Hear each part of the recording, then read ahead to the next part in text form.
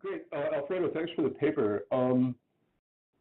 So I have a bunch of like vague considerations floating around. I guess let me start out by saying what I took to be the contribution to the project, and maybe you can clarify it to me if that's not exactly what you meant. So I read Noé specifically as often kind of wanting to play all of the sides in the debate.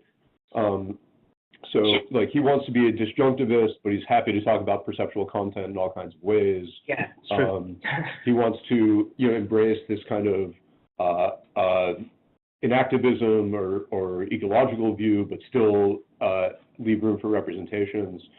So in a way, I mean, in a way, what I see you as doing is like, here's an interpretation that can kind of like let Noé and O'Regan have what they want, and we can do that by tying into mechanistic explanation.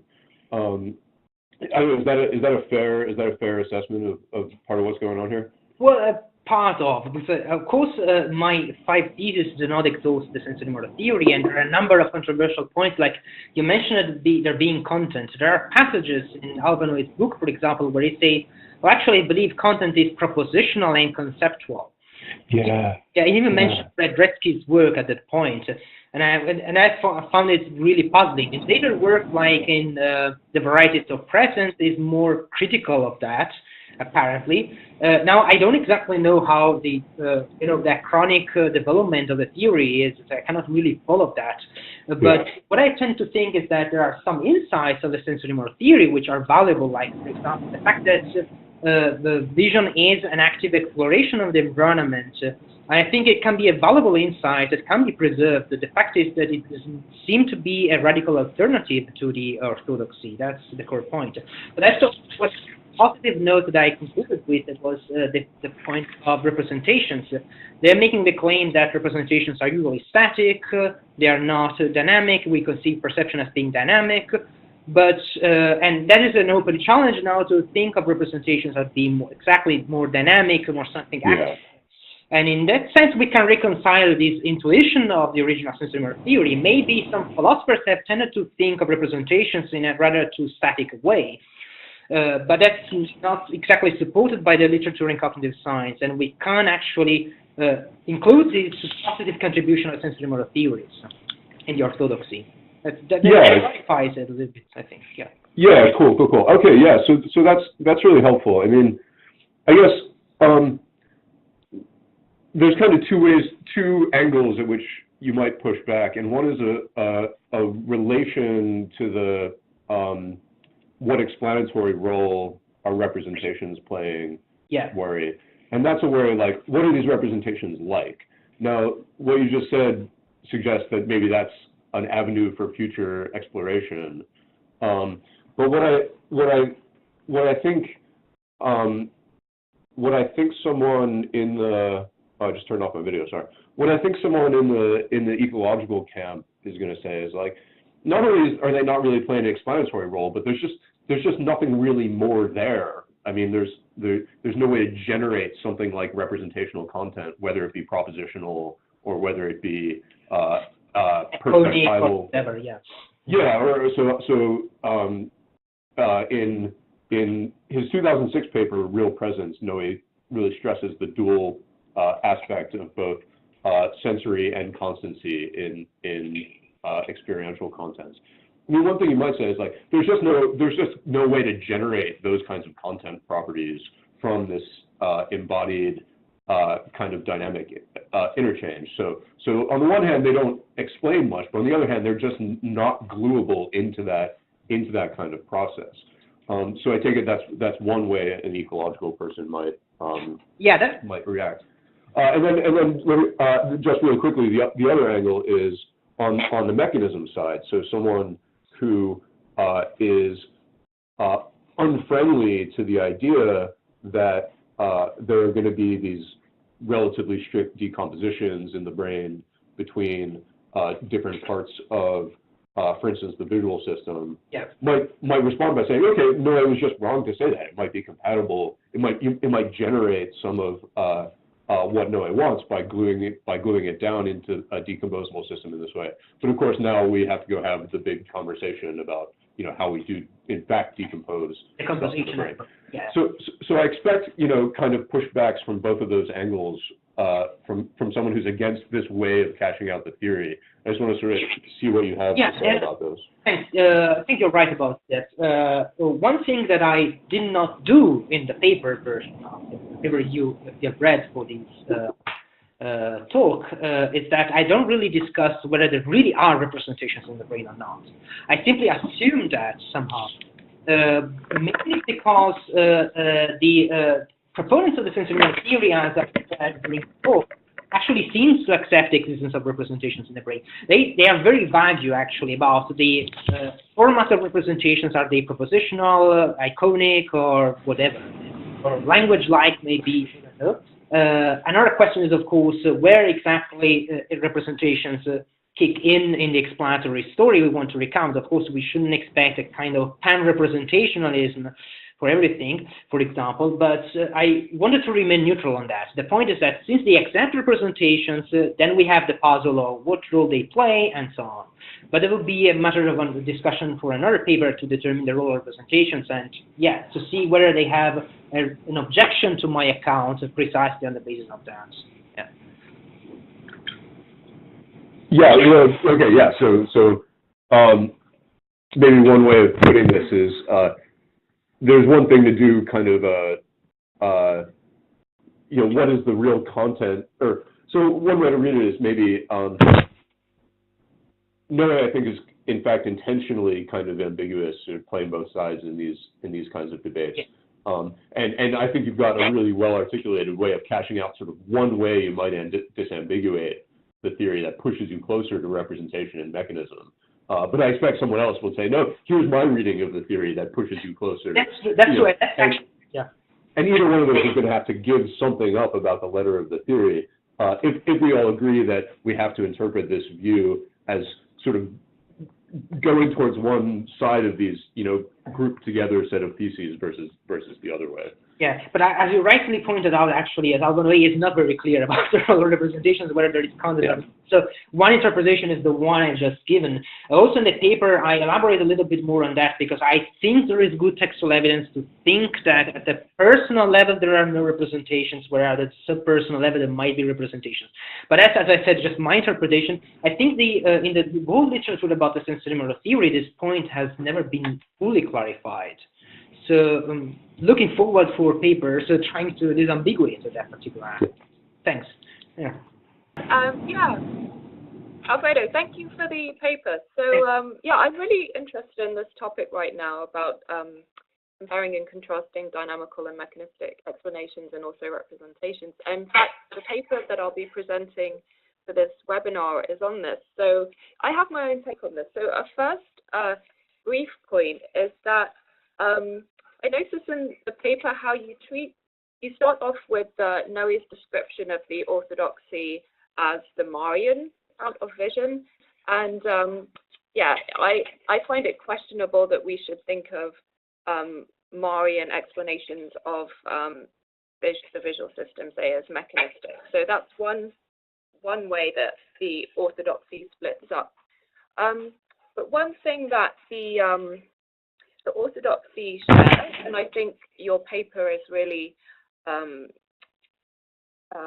picking up on, is that they're assuming a kind of modularity. And I don't mean in Fodor's sense, but I mean thinking about the way that the brain, body, and environment decompose with nice, sharp separations between those.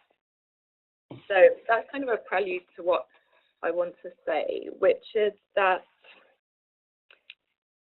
and someone who is really invested in the dynamical hypothesis will push back precisely where you're saying they should go.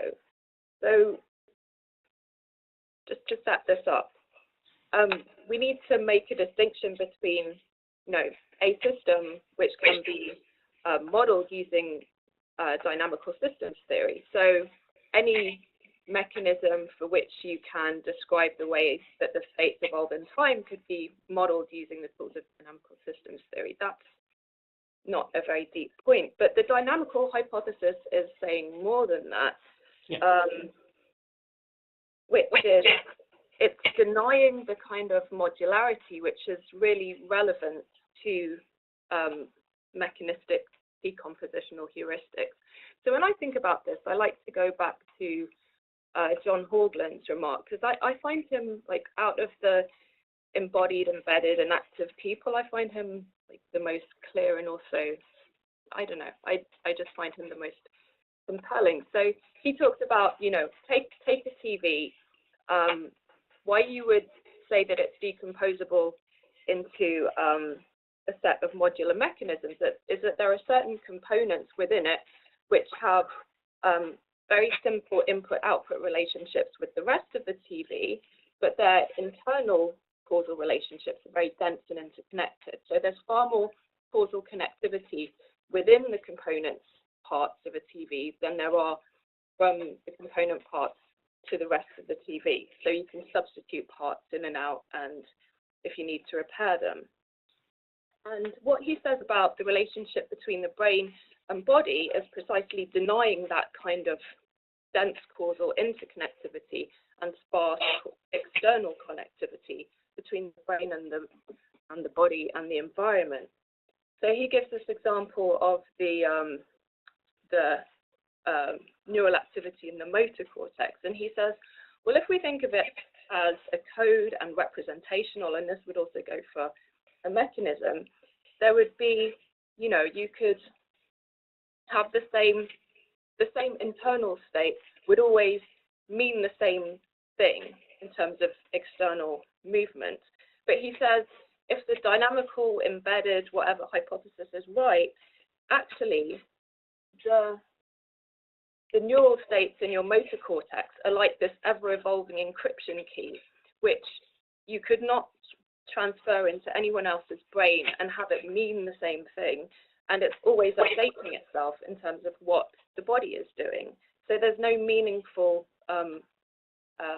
transduction interface between the motor system and the body. And because there's such a dense causal connectivity between the two of them, we should think of them as, you know, Port and Van Gelder said, as constantly co-evolving dynamical systems.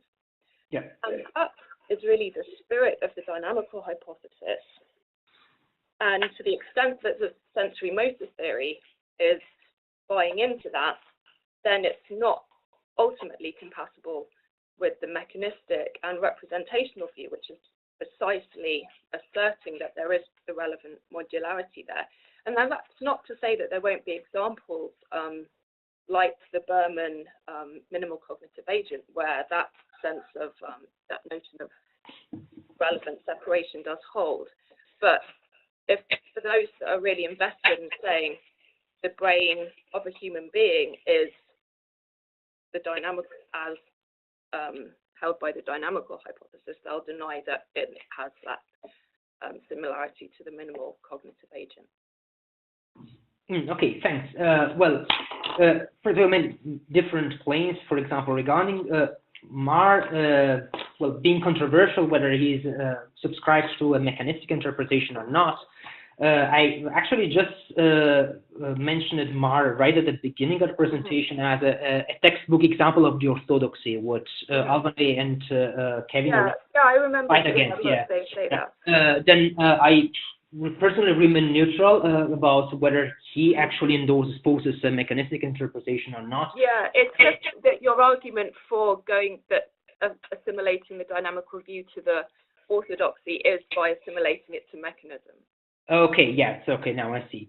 Regarding the modularity claim, which is the bulk of your claim, well, actually, I think there are two different things to be said here. On the one hand, it seems that Alvanoy and Kevin O'Regan, their works seem to subscribe to that kind of modularity.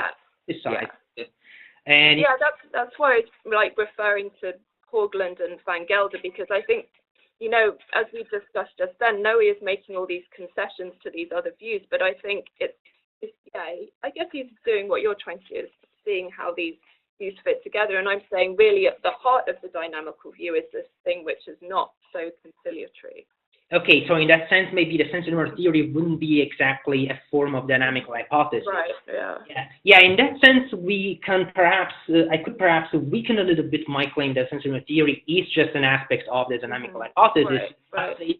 There is a kind of similarity because nonetheless there are core theses that they plainly share. We compare the text, and also actually the time when this paper appeared is the end of the 90s, early the beginning of the millennium, so there is also a time coincidence, and there surely is a kind of mutual influence in the previous papers. Yeah, so perhaps I could weaken a little bit this claim, and then, but weakening this claim also, I think, doesn't come to a rejection of my conclusion that the sensory motor theory can be interpreted in this more mechanistic sense, I think. Leaving open, of course, the degree of modularity, because as you said, you don't mean modularity in the strict sense of Fodorian modules, which are encapsulated. Actually, the paper that I discuss, the works that I discussed in my paper are precisely on that aspect, because Albanway and Kevin O'Regan and Hurley consider how the brain might behave in case of, say, damage, neural views. So they are not committed to a strict modularity claim anyway. Yeah. So so the one way to contrast my conclusion would be to say perhaps that I have mischaracterized the sensory motor theory in being more compatible with the orthodoxy and being actually should be more similar, considered more similar to the dynamical hypothesis. But I think actually the actual formulation of it makes it easy the case for a mechanistic interpretation. And I also want to point out the fact that, as you know, that some in the paper by Carlos Zednik that I often mention it also is open to a more kind of heterodox interpretation of this mechanistic approach. Opening, for example, to the possibility that there might be an enlarged mechanistic system where mechanisms are beyond the boundaries of the body of the organism. So there might be mechanism outside, and therefore we cannot study the system as a radical distinction between the organism itself and the environment, but actually as a system that comprises elements also outside. So I want to remain also open about these vehicle externalism in my paper, actually. Because that might be an option still. So there might be still an option that the right way for studying the perceiver is as including also elements and bits of the environment as well. So with this this notion of there being I don't know what exactly how people like Haugland would want to play that, because like if you're going to say it's the organism and environment themselves, then it's the mechanism. So then what gets excluded from the mechanism? This kind of raises this question. Then we want mechanisms in order that we have a compartmentalized system to investigate, because it's relatively causally isolated from the things found. And I think that's the appeal of these mechanistic perspectives for the scientists themselves. So when we talk about like mechanisms just expanding ever outwards, that's one way could be, for example, in claiming that, well, maybe the mechanisms really expand, but the mechanisms outside the organism don't really compute any information. They're not performing computations in a more strict sense. They are not carrying representations. They're not producing representations in a way. That would be still open to interpretation, but I think it is still compatible with my main claims, nonetheless. Right. Yeah, I mean, another question is just whether like the Noe conciliatory approach is the best way to go with the sort of alternatives to the orthodoxy, because he's just trying to have too many, have too many points from each side, because like take his disjunctivism, and I think that's very much the same intuition as behind this Haugland idea of there's no meaningful inner state which holds its meaning in isolation to what's going on outside you. Hence, we shouldn't think of perception as creating an internally meaningful model aside from what's going on. So, like, can he have that, but also the notion of modularity and this is not the Freudorian modularity, but this sense of causal compartmentalization, can he have the disjunctivism plus the modularity? Is that a coherent view? Yeah, that's, I think, is an open question. It's a really interesting point whether one can have, whether disjunctivism actually entails a form of vehicle externalism. Whether if you go for the option that when you are in a perceptual state, then it entails that there is an external component to it as well. Yeah, but I think this is also worth further exploring and see whether it is, as you say, compatible with the modularity explained here. Yeah. Okay, thank you. Yeah. Well, Alfredo, thank you for presenting a wonderful paper. I think its breadth is impressive, and the literature you try to incorporate is already, to me, makes it a really cool paper. So one concern that I have is, it seems to me that your argument hinges on dynamical explanations being reducible to mechanistic explanations, or, to put in your wording, upgraded maybe to mechanistic explanations. And you provide the Berman et al. Paper and models as a way of kind of showing how we can do this work where dynamical explanations can be mechanistic explanations. So if that's right, here's where my concern comes in. I'm concerned that when people like Kaplan and Craver describe mechanisms, they've begun to describe them so broadly that they can just devour any other kind of explanation or any other kind of explanatory strategy. Yeah. And I think that's a little bit of cheating, to put it in a dramatic way. Other people like Bechtel have tried to come up with what he called like dynamical mechanistic explanations.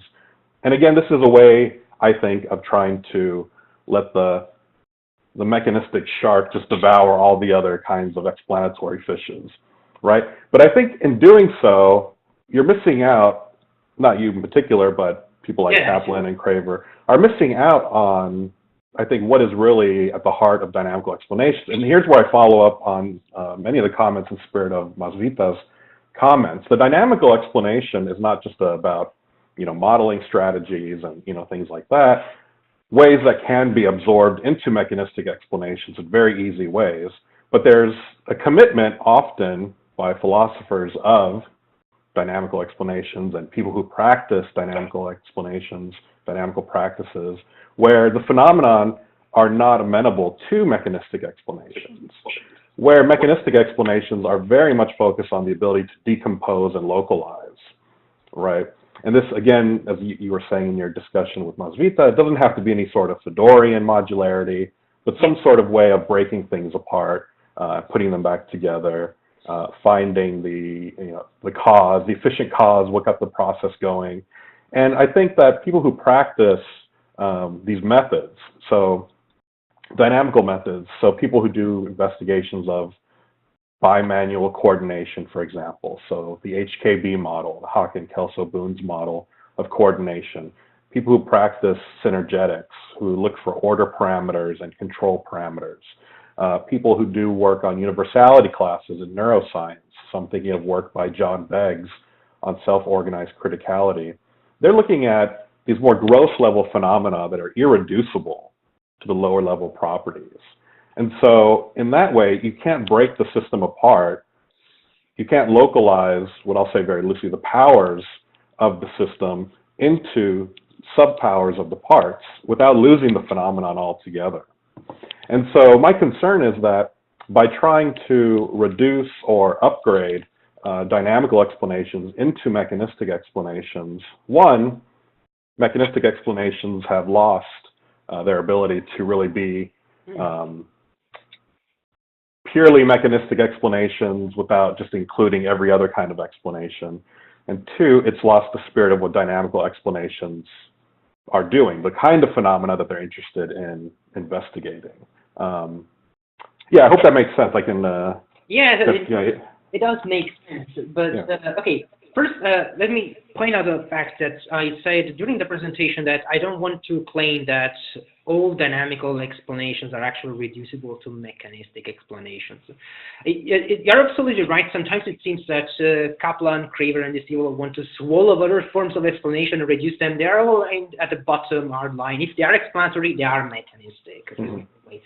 I want to remain neutral on that, honestly, because there might be phenomena which are fully explained by means of dynamical generalizations, by means of differential equations that would simply lost, would lose their explanatory power, though it's not possible to decompose it actually. And one example that I mentioned during the talk is this Ermentrout's and Coppel's model discussed by Lauren Ross in a great paper published in Philosophy of Science in 2015. And she says, well, this model, look, this model is explanatory. Well, at least neuroscientists regard it as explanatory, but it's not compatible with the 3M criterion. Now, I want to remain neutral on that. Perhaps it's true that there are dynamical models that are like truly explanatory, genuinely explanatory, but are not reducible or convertible or upgradable to mechanistic explanations. But I think this is not the case of the sensory motor theory, at least. It might be shown, and this is trying to create the space for a possible rebuttal of my conclusion, and someone might come up with the claim that the sensory motor laws and regularities that I've been describing actually are not mechanizable in a sense, and therefore I'm wrong. But it seems to me, at least from this perspective, that the sensory motor theory is perfectly compatible with that, right? Another point I want to make that it seems that in your comment there were two different things. On the one hand, the concern that mechanism might be the only kind of explanation somehow, and every form of explanation is reducible in principle to the mechanistic explanation. That might be one concern. I responded to that. Another concern is the role of dynamical models in general. Now, another possible claim, of course, is that dynamical models might still be helpful. And that's actually what I think in the case of sensory motor theory. I tend to think that in mechanizing it, it doesn't mean that providing, say, Burman dynamical models, we should just get rid of all this dynamical stuff. It can still preserve a very helpful descriptive role, for example, in terms of the phenomenological model, for example. It depends really on what is our explanatory or what is our research interest. Perhaps we want to explain how the perceiver come to perceive the object in a certain way, and then if we do that, we should mechanize the system. At least that's apparently what the sensory motor theory seems compatible with. On the other hand, we might want to study at a more, at some kind of upper level, as a top level, considering how the organism interacts with the environment. In that sense, we might be interested in the behavior of the perceiver instead of understanding how exactly or why it perceives in a certain way, but we want to describe the way in which he perceives and behaves in a certain way. In that sense, at least for the sensory motor theory, that can be a useful role of integrating this kind of higher level model description of the behavior of the perceiver with the underlying perspective of mechanizing it and explaining why it perceives in a certain way, where that's because there are underlying mechanisms that do this and that job. Does that help with your question? It does, and just one quick follow-up, and maybe this is for clarification. Yeah. So you present, sensory motor theory and then dynamical explanations as having these kind of like equivalent commitments. Yeah. Right. And in that way, if dynamical explanations can be mechanistic explanations, then sensory motor theory can be explained via mechanistic commitments or explanations. Is that right? Well, yeah, but that doesn't always be the case in the case of dynamical system, as I said. So the specific case, it can be mechanized, but it doesn't always need to be the case, since I'm remaining neutral about the explanatory status of these dynamical systems. Yeah. So if dynamic phenomena or dynamical explanations could never be mechanistic explanations, then sensory motor theory could never be explained via mechanistic explanation. Yeah, that's a good point, and I think it goes in the direction of the question raised by Masvita. I think we could simply weaken a little bit the claim. Maybe it's too strong in the paper when I almost equate actually sensory motor theory with the dynamical hypothesis. Actually, there might be some distinctions and things that the dynamical hypothesis captures and which are not captured with the sensory motor theory, which is more as the previous commentators also pointed out, actually seems to want it all, like taking claims from these and that area, and then the very coherence of the sensory theory might come into question. I think, well, that if I weaken a little bit this claim, then of course you might see that the sensory motor theory might still be mechanistic, even though some dynamical models might not be reducible. Yeah. But I tend to think that we should be, rather than generalizing, we should look for case by case in the case of dynamical systems. I'm kind of skeptical of whether all dynamical models are explanatory because they are mechanists or not. And there might be instances of, some instances at least, of dynamical models which are not mechanizable and still explanatory. So in that case, I'm skeptical of the very claim that all dynamical systems might not be mechanistic. In that sense. Yeah. Great, that helps. Thank you. Yeah, thanks. I mean, I want to, Alfredo, maybe this is for you, or maybe this is to push back at Masvita and Luis. So as someone who's quite a fan of dynamic mechanistic explanation, there's a couple things we might distinguish.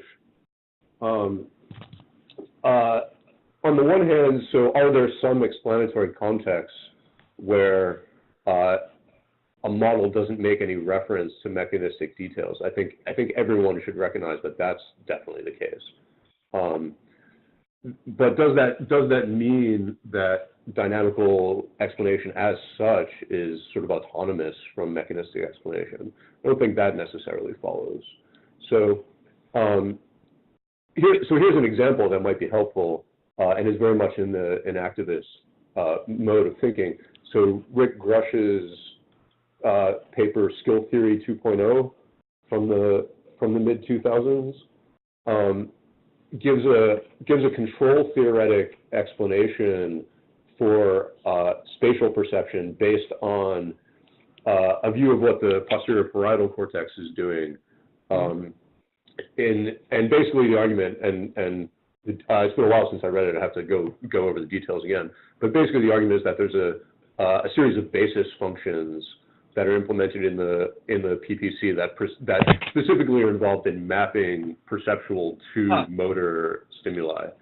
And if you rig that up the right way, you can get a control theoretic structure that will support expectation and motor imagery on the basis of an interaction between sensory processes, expectations, and motor movements.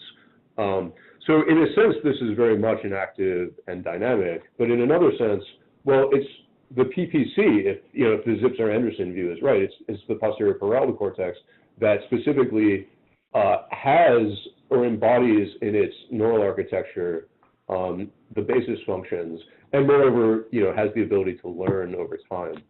So, like whether this view is right in its details or not, I mean, it seems that if that view is right, then this is a case where we've got a sort of maybe representation that is inherently inactive because it's based on representing precisely trajectories of stimuli to expected movement to expected stimuli, and yet there's a specific locus in the brain where that's going on.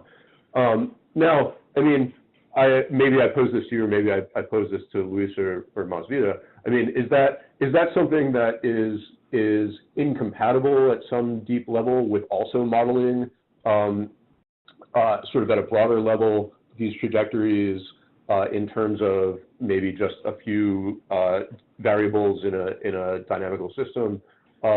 So one worry that I have about both the Masvita's and Luis's comments is that, well, sure, the fact on the one hand that there is a coupling between the system and the environment, and the fact on the other hand that in some circumstances it may be beneficial or pragmatic to model that interaction without referring to details, doesn't necessarily undermine that there's an explanatory norm to find if indeed there are such mechanisms, I think it's natural to call them, going on in the brain. So, for instance, my talk last week was all about how we can like take these complex interactions and try to divide them up one way or another, even recognizing that it's interactive and dynamic. So I don't know. Anyone, does that strike a chord with anyone, or am I just yelling in the wind here? Yeah, I think it's a good point, of course. Another point I want to make is that, of course, it's not very clear what inactive means. That means there are sometimes philosophers assuming that claiming that cognition is enacted, it means it is not representational. Some other times, these claim that cognition is enacted isn't taken to be compatible with representationalism altogether. There is also a footnote which is telling in this sense in Kevin O'Regan's book,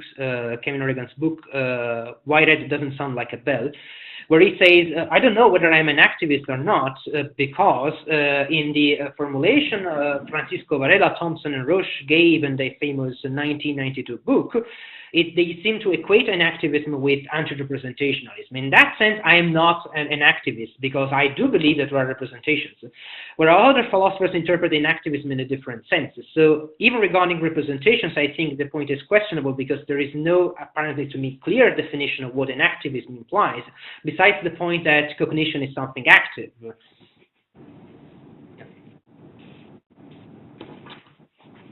I think that's a follow-up.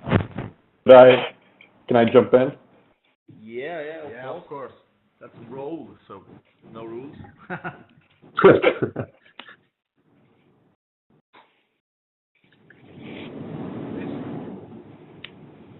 Luis? I can't hear you. Hello? Oh, there you are. Okay, cool. Yeah. So, Dan, you said something very, I was like, oh, you had me going for a while, and then you slipped up. And I was, so you said, something along the line, correct me if this is just mischaracterizing what you said, but if the PPC is coupled with other parts of the brain and with the world, then whatever process that's involved with, we can think of this as all a decomposable kind of mechanistic system, and it's also dynamical. Is that right? Well, there's something that the PPC is doing, and that's isolatable. But that isolatable thing might be part of a process that we could also describe at a higher level for some reasons as just a coupling between an internal and external variable, for instance. Okay. So it's the coupling word that I think I want to pounce on a bit.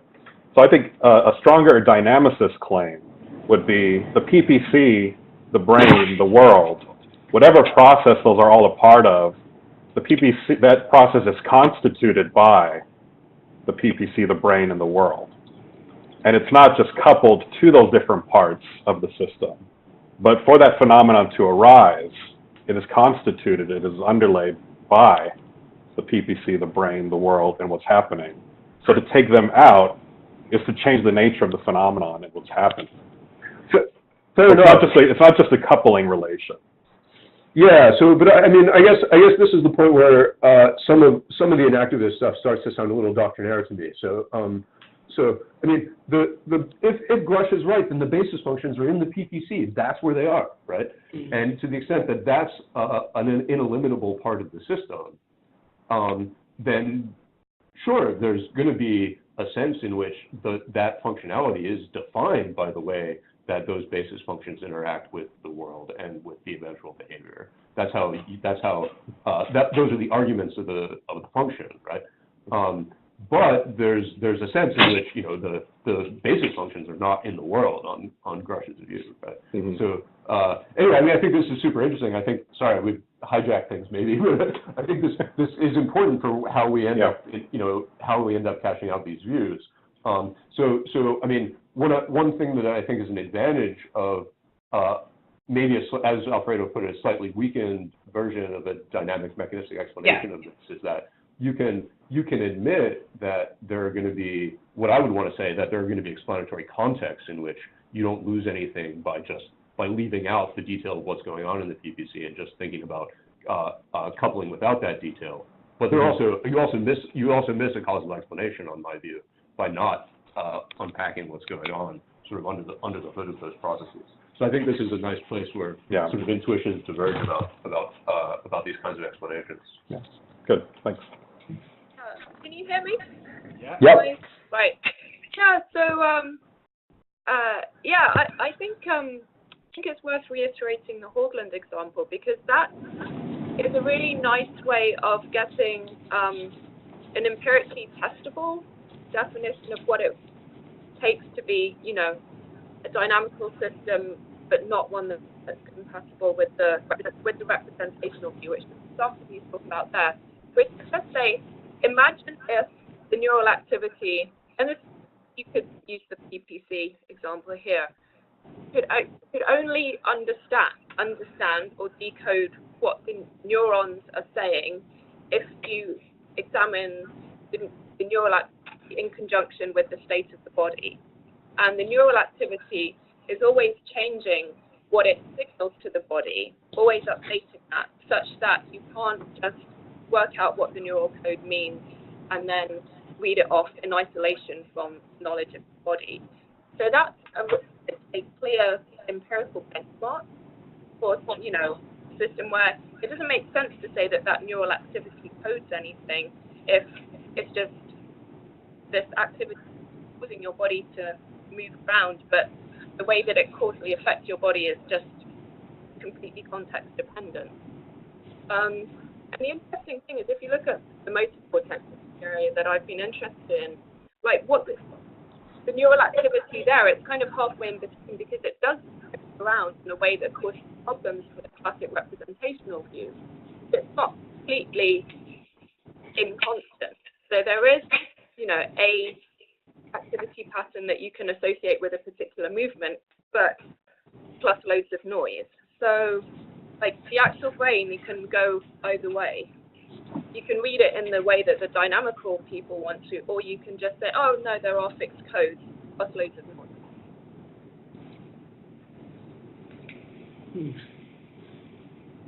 Does that make sense? Well, so, and I mean, this goes back to one of the interesting questions that's floating around here, which is sort of like how robust a notion of representation, or how robust a notion of decomposition do we really need? So if what we need for representation is that static codes inhere in some part of the brain, then I think maybe none of us want to say that that's true. Yeah. Right. But is there a substantive notion? Is there a substantive notion of these things that are? So I mean, it's so when you've got actual neural data which is somewhere in between those extremes, then it becomes a question of judgment where you go with that. But actually, to Mark Churchland, because he advocates the dynamical and non-representational view of the motor cortex, and he says, well, because the fixed coding theory explains less than 50% of the neural variance, then he is against it. Whereas in sensory cortices, where you can explain more of the variance with the fixed coding assumption, then he says fine to talk about representation there. Yeah.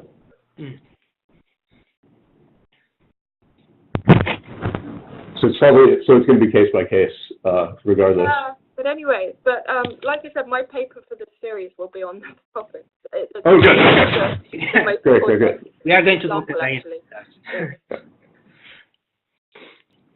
Just curiosity from an ignorant point of view, because I know almost nothing about sensory motor theories, never read, know it, and so on. But I was wondering, in what I know about vision neuroscience, the actual percept is really much affected in what is sometimes called late vision.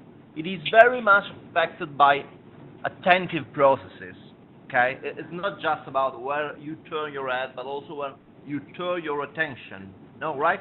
And this is very evident when you take into account some neuropsychological lesioned individuals.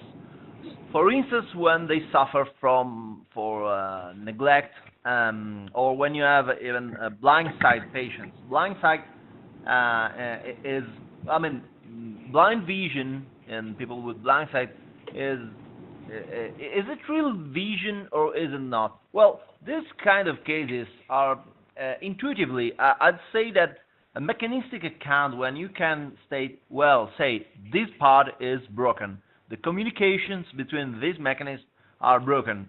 Here, intuitively, it makes more sense. It is easier to frame the discussion of some cases where the things that are broken tell something about the things when they are working properly.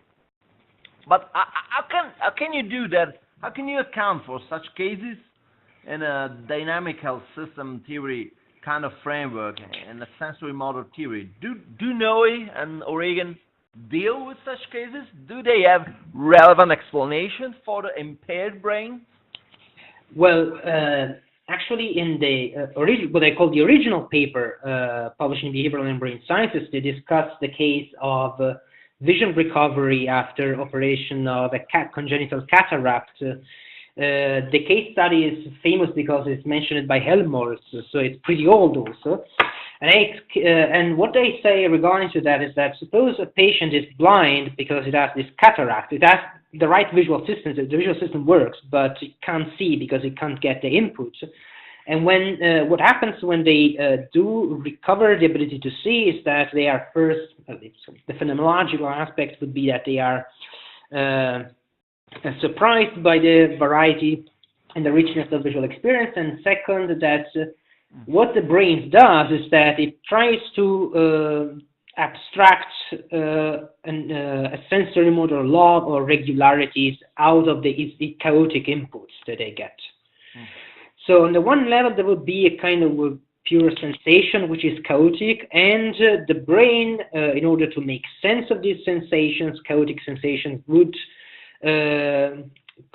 organize them according to some kind of internal sensory motor law.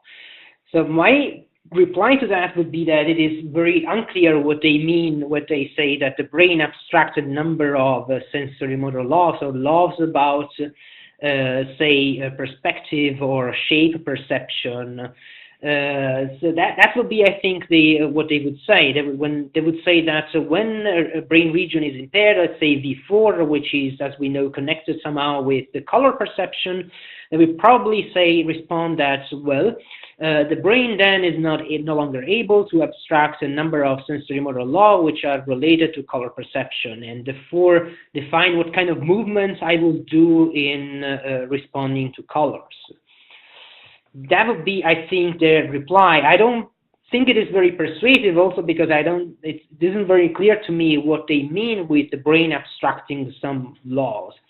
There is also, we must say, some debate in the literature on sensory motor theory about the kind of knowledge the brain must possess in order to let us perceive. So according to some interpretations, that kind of knowledge is a true knowledge that there is a kind of propositional knowledge the brain relies on in letting us perceive the world. Alvarez and Kevin Regan opt for a know-how interpretation. So basically, when I see the word, it's a kind of procedural knowledge, is a know-how, an active know-how that let me see the words. And they would probably say that in the case of impaired brain region, what happens is that I cannot translate this knowledge into practice, and therefore I cannot have access to these features. I think it's very problematic and unclear. That's also why I think going for these mechanistic interpretations makes more sense. I mean, it really sounds like it is a very nice philosophical paraphrase of the phenomenon, but that explains nothing. I don't know if it's your fault because you're building a strawman, or perhaps I suspect there is something true behind this. Well, actually, the description of the brain abstracting law is directly drawn from their paper, so they are very explicit in that. Yeah. What this, of course, means, that's another story. I received a nice comment in the chat from Joe Neisser here, who asked me, actually, as a kind of challenge also to Louis' questions. He has raised the hand. Nice. Yes, raised the hand, yes. So maybe he can ask his question directly if he's... Sorry. Okay. Well... Okay. So Okay. please just read aloud Joe's question if you Okay. You're right. He has written that, Mitty. I certainly agree that there's SMT with most of what you have said. I'd just like to invite you to say more. Following up on Favela's comment, what do you think the SMT theory is supposed to be in the interest of the approach? Why do they believe that their approach is a true departure from the orthodoxy? How will they respond to your assimilation of the view to mechanistic explanation? What do they think is wrong about the orthodoxy? Do you think there is anything wrong with the orthodoxy? I think questions for us too, actually. Maybe I can start with my part, of course, the explanation where I think there is something wrong with the orthodoxy. If the orthodoxy is defined in terms of its computational representation, then I don't think it is intrinsically wrong. What I think, maybe I said it before, but it's worth stressing it again, is that what the sensorimotor theory can afford is just focusing more on how to understand the agent as embedded within the environment and stressing the importance of understanding representations in a more active way, perhaps. And in this sense, and I think this is perfectly consistent with my conclusion, then it's, as I said, not a radical alternative to the orthodoxy. It's not something that the orthodoxy gets wrong. It's something that philosophers of cognitive sciences should perhaps pay their attention to, namely on the structure of these representations, explain why and in what sense they are not static, for example, and in what sense then perception is then dynamic in a sense. So it may certainly be true that not exactly the orthodoxy, but some philosophers might have thought of representations as being static in a sense. So that's what I think, where I think the sensorimotor theory provides a good positive contribution that we can integrate with the orthodoxy. Yeah, that's for my part the explanation. Cool. Okay, so thank you for Perhaps Luis wanna add something in a minute? yes. Well, I got only a curiosity. I'm also far from the debate, so it's just a curiosity. I'm wondering if there are any differences in empirical predictions that the sensorimotor does respect to the traditional theory concerning the kind of, for instance, neuroimaging activation that we can observe in ventrotemporal lobe. So the ventrotemporal lobe, there are some very precise activations. Some areas respond to faces, some areas respond to tools, some other areas respond to shape of an object. And all these responses are very invariant across tasks. So you can show pictures, drawings, you can show to some different kinds of subjects, and they are very invariant. So I don't know what means static representations, but it seems to be the kind of pattern that you can observe in ventrotemporal lobe seems to be consistent with the traditional view, at least in the sense that there are areas that do that kind of jobs. Does the sensorimotor theory make any different predictions concerning these kind of activations, or do Noe and Regan say something about that? Well, actually, as far as I remember, and I've read virtually everything written by Alvin Way on the subject, and as well as Kevin O'Regan, they don't say much about that.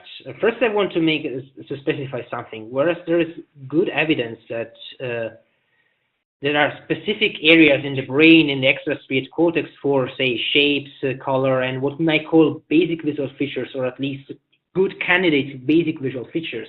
It is still controversial whether there are specific areas for buildings, tools, faces, and so on. There is, of course, the famous case of found out by Canbisher of the fusiform face area, for example, is still matter of controversy, I would say. So I would be more cautious to that. Of course, I think everything is matter of controversy in neuroimaging, but you've got some trends, and these trends seem to show, for instance. I actually sent the recent paper on fast fiends from last year. Sorry? You probably heard about the paper on fast fiends. I don't know the right pronunciation, but fiends, Yeah. Yeah, deep brain stimulation, I guess, and they activated the fusiform phase area, and people reported to have a percept of illusory phase overall. Yeah. So that was quite a pretty causal evidence. Yeah, that I think it would be a matter of question whether that particular area is alone responsible or specific, specialized for phase perception and not in conjunction with other brain areas as well, for example. Another question which is interesting is, well, I tend to agree there are specialized brain areas for that, but still, I must also play the devil's advocate in that context and saying it's not as absolutely certain and obvious. Another option is trying to find out whether these areas are actually feature detector, and in that sense they would support something like the rich content view of perceptual experience, like we don't see just basic visual features, but also kind properties, like when I look at you, I see the property of being a human, I see the property of you smiling, see the property of being Marco, and so on and so forth. Or rather, whether this brain region is part of a broader network of activation that somehow elicits the application of a concept to the visual input I have. But to my knowledge, they don't have much to say about that, and I tend to think, at least if I'm not mischaracterizing their view, that they would probably provide a very similar account to the one of shape perception, impaired shape perception that I've described before. So basically, in the case of seeing a face, what happens is that there will be a kind of sensory motor law related to the visual attributes. So there will be one of the two categories of the sensory motor laws or regularities. And when that region is activated, that means that brain somehow abstracts a number of laws that are put into practice, into my know-how, in the practical know-how, and that enable me to see the face. And to see a face for a sensory motor theory would be exactly to exercise these sensory motor skills. That would be the answer, probably, I think so. Yeah. Okay.